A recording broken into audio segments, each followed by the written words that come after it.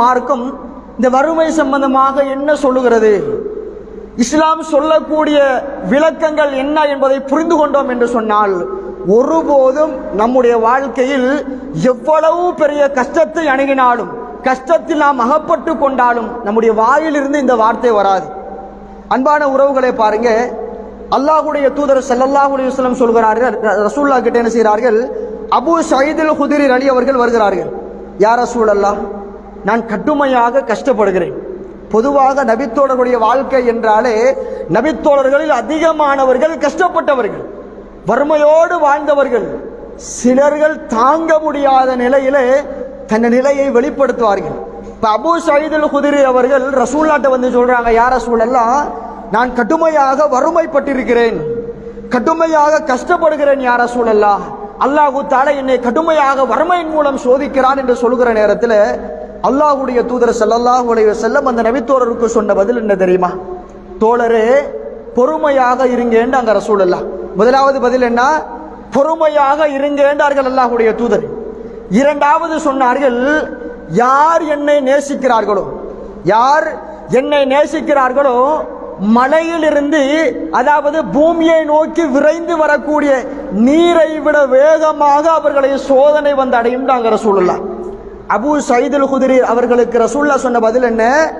யார் என்னை நேசிக்கிறார்களோ அவர்களுக்கு எப்படி இந்த வறுமை வரும், இந்த சோதனை எப்படி வந்து சேரும் என்று சொன்னால், மலை உச்சியிலிருந்து பூமியை நோக்கி வரக்கூடிய நீர் எவ்வளவு வேகமாக வருமோ இதைவிட வேகமாக என்ன செய்யும், அவர்களை இந்த சோதனை வறுமை பீடித்துக் கொள்ளும் என்பதாக நபிகளார் சொன்னார்கள். அன்பான சகோதரர்களே, அல்லாஹ்வுடைய சாபம், அல்லாஹ்வுடைய கோபம், அல்லாஹ் கோபித்துக் கொண்டான், இவ்வாறு பேசுகிறோமே, மார்க்கத்தை விளங்கி பேச வேண்டும். அல்லாஹ் என்னை நேசிக்க ஆரம்பித்து விட்டான். இதற்கான பதில் என்ன? எனக்கு வந்திருக்கக்கூடிய கஷ்டம், எனக்கு வந்திருக்கக்கூடிய வறுமை அல்லாஹ்வுடைய சாபம் கிடையாது, இது அல்லாஹ்வுடைய சோதனை, இது அல்லாஹ்வுடைய சோதனை. பாருங்க, ரசூலுல்லாஹ் சொல்றாங்க, எனக்கு சுவர்க்கம் காட்டப்பட்டது, நரகம் காட்டப்பட்டது, சுவர்க்கம் காட்டப்பட்டது, நரகம் காட்டப்பட்டது.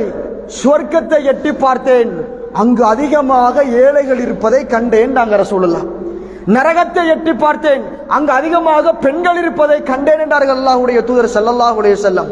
அன்பான சகோதரர்களே, அப்ப வறுமையால் பாதிக்கப்படுறவர்கள் ஏழைகள் என்று சொல்லுவோம், கடுமையாக வறுமையோடு வாழக்கூடியவர்களை ஏழைகள் என்று சொல்வோம். ரசூலுல்லாஹ் ஏழைகளுக்கு சொன்ன சுபசோபனம் என்ன? சொர்க்கம் எனக்கு காட்டப்பட்டது, சொர்க்கத்தை நான் பார்க்கும் போது அங்கு அதிகமாக ஏழைகள் இருப்பதையே கண்டேன் என்று அல்லாஹ்வுடைய தூதர் ஸல்லல்லாஹு அலைஹி வஸல்லம் சொல்கிறார்கள். அபூ ஸயீத் அல் குத்ரி அவர்களுக்கு ரசூலுல்லாஹ் சொல்றாங்க, என்னை நேசிக்கிறவங்களுக்கு மலை உச்சியிலிருந்து பூமியை நோக்கி வரக்கூடிய நீரை விட வேகமாக சோதனை வரும்ங்கிறாங்க ரசூலுல்லாஹ். நான் சொர்க்கத்தை எட்டி பார்த்தேன், அங்கு அதிகமாக ஏழைகள் இருப்பதை கண்டேன் என்றார்கள் அல்லாஹ்வுடைய தூதர் ஸல்லல்லாஹு அலைஹி வஸல்லம். அன்பான சகோதரர்களே, இஸ்லாமிய மார்க்கத்தை பொறுத்த வரைக்கும் இந்த வறுமையை ஒரு சாபமாக ஒருபோதும் இஸ்லாம் பார்க்கவில்லை.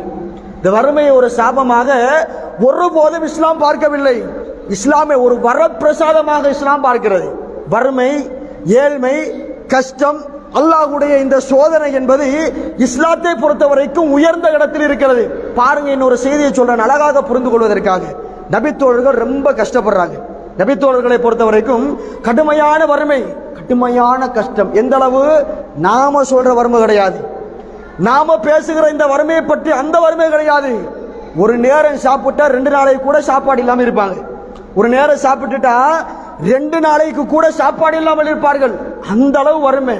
அப்ப ரசூலுல்லாஹ் தங்களோட வறுமை என்ன செய்கிறார்கள், கடுமையாக பாதிக்கப்பட்டிருக்கிறோம் என்று ரசூலுல்லாஹ்ட்ட கேட்கிறாங்க. யா ரசூலல்லாஹ், இந்த உலகத்திலேயே அதிகமாக சோதிக்கப்பட்டவர்கள், கஷ்டப்பட்டவர்கள் யார் யா ரசூலல்லாஹ்? ஏன் இவங்க அவ்வளவு கஷ்டப்படுறாங்க?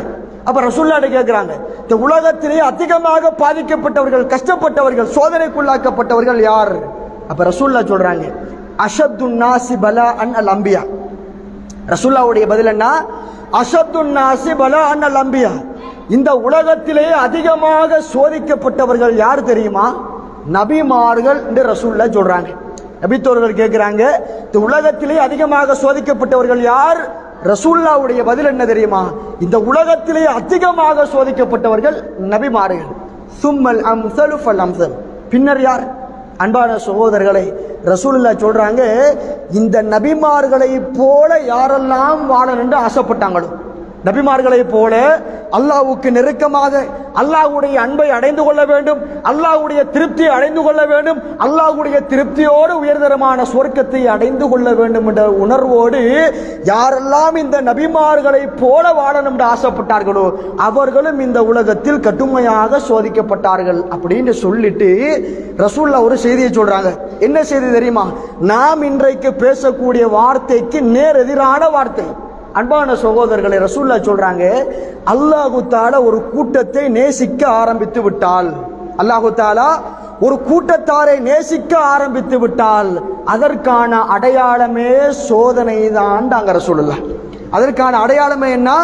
சோதனை தான் என்று அல்லாஹ்வுடைய தூதர் ஸல்லல்லாஹு அலைஹி வஸல்லம் அவர்கள் சொன்னார்கள் என்று சொன்னால், அன்பான இஸ்லாமிய சகோதரர்களை, சுவர்க்கம் என்பது லேசாக பெற்றுக்கொள்ளக்கூடிய ஒன்று கிடையாது.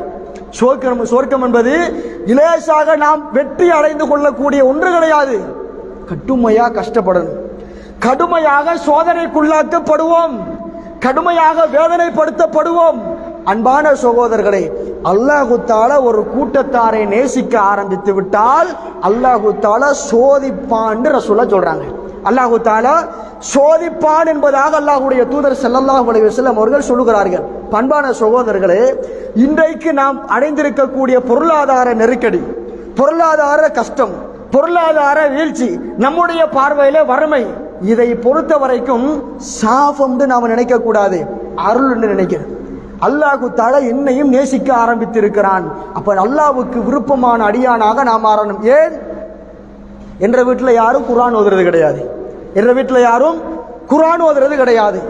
நானும் 5 நேரம் பள்ளிக்கு போறது கிடையாது, 5 நேரம் பள்ளிக்கு போறது கிடையாது, நல்ல விஷயம் பேசுறது கிடையாது, நல்லதுக்காக செலவழிக்கிறது கிடையாது.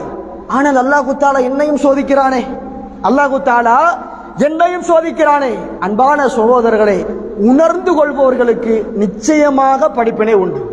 யாரெல்லாம் உணர்ந்து கொள்கிறார்களோ அவர்களுக்கு படிப்பினை உண்டு. அட, இவ்வளவு அல்லாஹ்வுக்கு மாறு செய்தும் கூட அல்லாஹ் தஆலா அவன் அருள் லிஸ்ட்ல என்னை வச்சிருக்கிறானே. அல்லாஹ் தஆலா அவன் அன்பு செலுத்தக்கூடியவர்களுடைய பட்டியலில் என்னையும் வைத்திருக்கிறானே. என்னையும் சேர்த்து அல்லாஹ் சோதிக்கிறான் என்று சொன்னால் அல்லாஹ் நெருங்க ஆரம்பிக்கிறான், நாம தூரமா போக நினைக்கிறோம். அல்லாஹ் தஆலா நம்மை நெருக்கிக் கொள்ள நினைக்கிறான், அன்பு காட்ட நினைக்கிறான், அருளை தர நினைக்கிறான். ஆனா நம்மளை பொறுத்த வரைக்கும் நாம் அவனை விட்டு தூரமாக போகத்தான் அவன் நினைக்கிறோம் என்று சிந்திப்போம் என்று சொன்னால் நிச்சயமாக இதுல படிப்பினைகள் உண்டு சகோதரர்களே.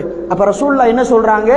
அல்லாஹ் தஆலா யாரை நேசிக்க ஆரம்பிக்கிறானோ அல்லாஹ் தஆலா அவர்களை சோதிப்பான் என்பதாக அல்லாஹ்வுடைய தூதர் ஸல்லல்லாஹு